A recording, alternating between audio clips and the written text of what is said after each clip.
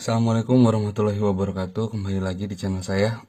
Sekarang saya mau membahas permasalahan matic yang lain, terutama di Mio, yaitu suka gredek-gredek dari daerah VT-nya. Jadi jadi di sini saya sudah siapkan mangkok kampas ganda dari Mio. Jadi secara konsepnya adalah kampas ganda itu berputar saat kita ngegas, dia akan berputar dan dia membuka dia pek ini, kemudian akan menggerakkan mangkok kampas ganda yang kemudian terhubung ke roda gitu. Dia saat kita ngegas dia berputar kampas gandanya, terus makin lama dengan putaran tertentu dia akan mengembang menjepit dari mangkok kampas ganda. Kemudian mangkoknya berputar yang akan menggerakkan roda belakang. Nah, seringkali permasalahan adalah terjadinya gredek-gredek pada saat bukaan gas awal. Itu disebabkan oleh dua hal kalau berdasarkan dari mangkok kampas ganda. Yang pertama adalah kotoran, debu, atau dari sisahan kampas ganda itu sendiri. Jadi kalau kita buka nanti biasanya di sini banyak debu sekali. Yang kedua karena mangkoknya sudah tidak rata lagi, tidak bulat lagi. Dia biasanya jadi peang dikit, yang kemudian saat kita gas, dia saat kampasnya membuka, dia jadi tidak fit bergerak seperti ini, tapi dia dek dek dek gitu. Nah, solusinya adalah di sini saya beritahu adalah dengan kita membuat beberapa lubang. Nah, ini udah mangkok kampas ganda saya yang kedua. Saya udah pakai yang berlubang-lubang seperti ini di Yamaha Mio saya. Kebetulan saya lagi buatkan untuk kawan saya aja, di iseng saya buatkan lagi yang sama persis. Jadi ini ternyata melubangi mangkok kampas ganda bisa menjadi sebuah solusi murah. Kenapa saya bilang murah? Karena untuk membuat lubang-lubang ini di tukang bubut hanya menghabiskan biaya 25.000. Kemudian mangkoknya sendiri saya pakai bukan yang asli ya. Karena teman saya sih sebetulnya, dia request ke saya minta dibuatkan tapi tidak dengan mangkok asli, dia pakai yang merek Aspira. Tapi menurut pengalaman saya sudah lebih dari cukup walaupun tidak menggunakan yang asli, hanya menggunakan yang Aspira. Nah, tentu teman-teman pengen tahu nih gimana sih caranya untuk melubangi ini. Nah, jadi fungsi dari lubangnya itu sendiri pertama adalah membuang kotoran.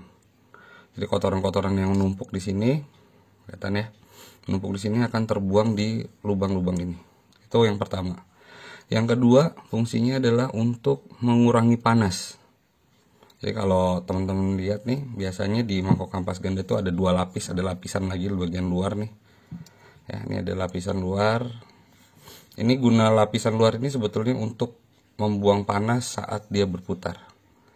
Sehingga bisa dipastikan bahwa panas yang berada di sini karena gesekan rumah kampas ganda dengan kampas ganda yang matic itu sangat tinggi sekali. Makanya dia dibikin dua lapis supaya untuk membantu pelepasan panas. Nah, dengan diberikan lubang, maka kita juga membantu supaya pelepasan panas jauh lebih baik daripada sebelumnya.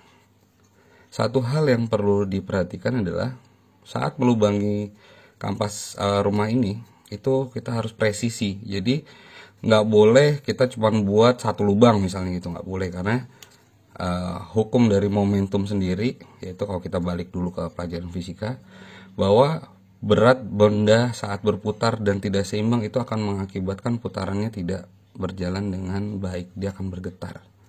Jadi melubanginya pun harus presisi. Dari sini ada, misal nih, di sini ada lubang, maka di sebelah sini harus ada lubang lagi untuk mengimbangi lubang yang berada di sini. Nah, jadi seberang-seberangan harus ada lubang. Nah, caranya bagaimana? Nah,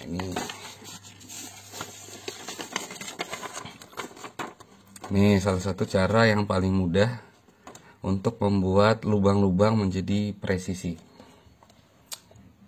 Jadi saya buat dulu nih, saya ukur dalam yang ini, dalam lingkaran ini saya ukur, kemudian saya buat di sini. Nah, kemudian saya berikan jarak dari garis ini ke garis berikutnya, ke garis berikutnya, ke garis berikutnya, garis berikutnya lagi. Itu adalah 1 cm, 1 cm, 1 cm, 1 cm, 1 cm. Kemudian saya buat garis, yang artinya jika kita buat lubang di daerah sebelah sini, kelihatan ya, maka lubang berikutnya harus ada di sebelah sini, supaya untuk mengimbangi. Nah, ini caranya, ini nanti dibolongin. Saat dibolongin, maaf nih, lampu meja belajar saya agak-agak kurang bagus. Nanti di sini dibolongin dan kita akan taruh kampas ini di sini. Tuh, dipasin di tengah lubang. Ini belum berlubang ya. Nanti dipasin di tengah lubang untuk sebagai mal cetakan. Kemudian kita titikin, kira-kira kita mau buat lubang di sebelah mana. Begitu juga sampai ke samping-sampingnya. Sehingga dengan cetakan model seperti ini akan mempermudah kita dan membantu kita supaya lebih presisi dalam melubangi. Nanti kalau dilihat di sini nih, ini masih ada sisa-sisa garis yang saya buat, mungkin bisa kelihatan ya. Dan di sini ada beberapa garis-garis yang saya buat karena saya membuat malnya seperti itu. Nah, ini hasilnya seperti ini. Jadi lubang yang ada di sini sudah pasti akan ada joiningnya atau temannya di sebelah sini. Lubang yang di sebelah sini sudah pasti ada temannya lagi di sebelah sini. Dan gitu seterusnya, sehingga perputaran dari mangkok ini akan menjadi rata. Terus yang perlu diperhatikan lagi, jarak antar lubang ini kalau saya buat ya, ini harus selang-seling. Ini ada, dia baru di sini. Jadi jangan di sini ada, dipasang lagi di sini, kemudian pasang lagi di sini. Itu bisa menjadi resiko rumah kopling ini bisa menjadi pecah. Jadi saat melubangi harus selang-seling di sini dan di sini, di sini. Kenapa saya tidak membolongi di sini? Karena menurut saya panas yang ada di sini jauh lebih tinggi ketimbang yang ada di sebelah sini. Dan di sebelah sini sudah ada lubang yang besar-besar, jadi sudah aman ya. Jadi justru saya, kalau di Mio saya juga membolongi di sini juga. Karena ini request dari kawan saya dan dia tidak minta dibuatkan yang di sebelah sini, maka saya buatkan dia hanya di sebelah sini aja. Gitu ya teman-teman.